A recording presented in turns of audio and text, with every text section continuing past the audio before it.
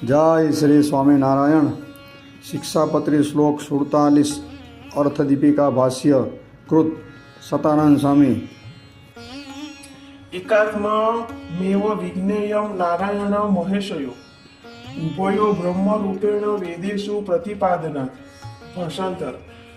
અને નારાયણ અને શિવજી એ બેનું એકાત્મપણું જ જાણવું, કેમ કે વેદને વિશે એ બેનું બ્રહ્મરૂપે કરીને પ્રતિપાદન કર્યું છે। બ્રહ્મા, વિષ્ણુ અને શિવ ત્રણ મૂર્તિઓમાં કેટલાક વિષ્ણુને પોતાના ઈષ્ટદેવ માનીને તેમના ઉત્કર્ષ નિરૂપણ કરે, તો કેટલાક શિવને પોતાના ઈષ્ટદેવ સમજીને તેમના ગૌરવનું પ્રતિપાદન કરે। આવા પ્રસંગે પરસ્પર જે દ્વેષ ઉપજે તે ઠીક નથી। આમ શ્રી હરિ કહે છે કે નર કાંસમાં ભગવાન પુરુષોત્તમ થી ઉત્પન્ન થવાને લીધે જળને નાર કહે છે। તે નાર કાંસમાં જળ જ તેમનું પ્રથમ અયન નિવાસસ્થાન છે, માટે ભગવાનને નારાયણ કહ્યા છે।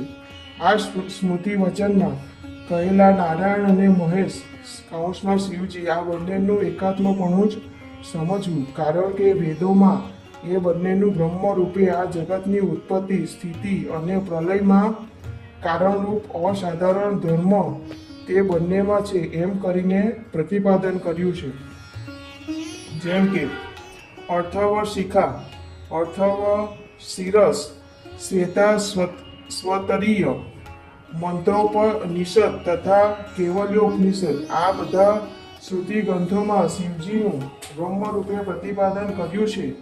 અને મહાનારાયણોપનિષદ, નારાયણોપનિષદ, મહાપનિષદ અને શુબાલોપનિષદ ઇત્યાદિ શ્રુતિ ગ્રંથોમાં નારાયણનું બ્રહ્મ રૂપે કરીને પ્રતિપાદન કર્યું છે। આ રીતે નારાયણ તથા શિવજી આ બંનેને પરબ્રહ્મ અસાધારણ કાંસમાં બીજામાં ન હોય તેવા વિશેષ ગુણવાળા કહીને જ પ્રતિપાદન કર્યું છે। તેથી તે બંનેમાં વિષ્ણુ છે, તે જગતની સ્થિતિ માટેના પરબ્રહ્મના અવતાર છે, અને શિવજી તે જગતના પ્રલય માટેના પરબ્રહ્મના અવતાર છે। અને તેથી જ પરબ્રહ્મના સ્થિતિ માટેના અવતાર રૂપ વિષ્ણુમાં અને પરબ્રહ્મના પ્રલય માટેના અવતારરૂપ શિવજીમાં તેના ઉપાસક વૈદિકોએ પરસ્પર દ્વેષ ભાવના રાખવી તે યોગ્ય નથી।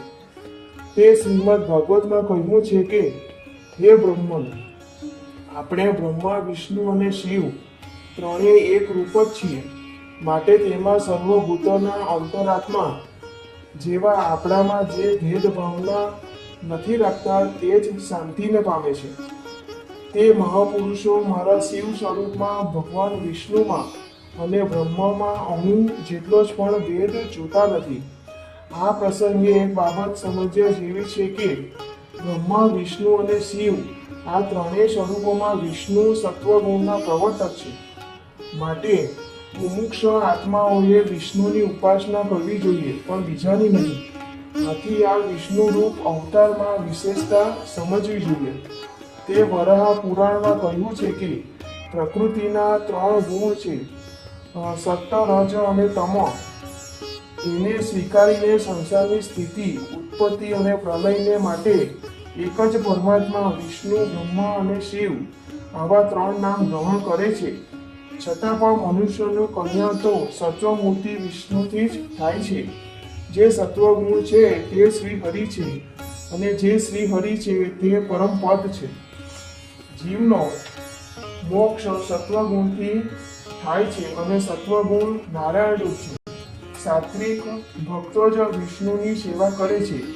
47મો શ્લોક સંપૂર્ણ થયો।